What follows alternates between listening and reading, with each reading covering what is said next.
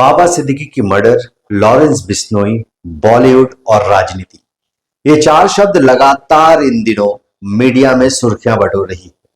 और उनमें से एक नाम और है पप्पू यादव का, जो हर एक मामले में लगातार ट्रेंड हो रहे हैं, चाहे वो राजनीति का मामला हो या फिर लॉरेंस बिश्नोई, बाबा सिद्दीकी, या फिर जिनसान सिद्दीकी से मुलाकात, या फिर सलमान खान से बात की बात।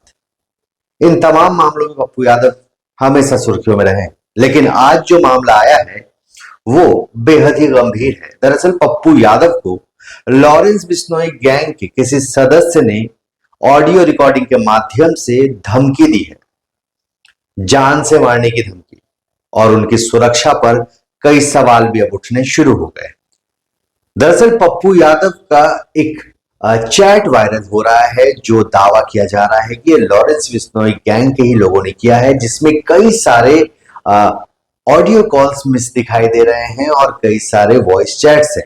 इन चैट को जब सुना गया तो उसमें साफ साफ समझ में आ रहा है कि किसी ने पहले पप्पू यादव को जान से मारने की धमकी दी है, गाली गलौज किया है। उसके बाद उसी शख्स ने पप्पू यादव के दरिया दिली की बखान भी की है, पप्पू यादव के द्वारा सेवा कार्य को भी बताया है। और अंत में जब कॉल रिसीव नहीं किया गया पप्पू यादव के द्वारा, तो फिर उसी शख्स ने और भी धमकियां दी, कई सारी बातों को कहा जो ऑडियो में आया है। और ऑडियो में कई सारी ऐसी बातें हैं जो सार्वजनिक सोशल मीडिया पर लाना भी उचित नहीं है, क्योंकि काफी अपशब्द का भी इस्तेमाल किया गया है।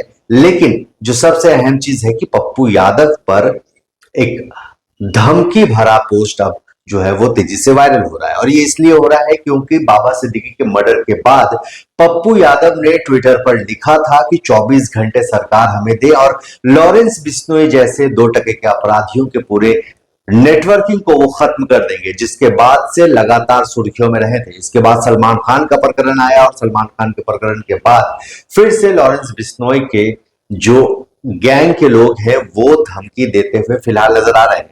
इस बीच पप्पू यादव ने गृह मंत्रालय में अपना एक पत्र जारी किया है, एक पत्र गृह मंत्रालय को लिखा है, साथ ही साथ विभाग के कई वरीय अधिकारियों को भी पत्र कॉपी किया गया है, जिसमें उन्होंने अपने सुरक्षा पर मांग की है। उनका कहना है कि वर्ष 2015 तक उनके पास वाइस श्रेणी की सुरक्षा थी, जिसे वर्ष 2015 तक वाइस श्रेणी की सुरक्षा थी, जिसे हटा लिया गया था। फिर से 2020 के बाद उन्हें वाइस श्रेणी की सुरक्षा दी गई है, लेकिन अब उन्हें जेड सिक्योरिटी की जरूरत है। उन्होंने मांग की है, साफ तौर पर कहा है, और उसमें जो मांग है उन मांगों में पप्पू यादव ने साफ साफ अंतिम लाइनों में लिखा है कि कोई भी सुद्धि उनकी नहीं ले रहा है। उन्होंने एक राजनेता की हत्या पर सवाल उठाया था, जिसके बाद उन्हें धमकियां मिल रही है। उस पर अपनी सुरक्षा पर कई बार पप्पू यादव सवाल उठा रहे थे कि उनके सुरक्षा को, उनके जान को खतरा है, इसलिए वाई प्लस की जो श्रेणी है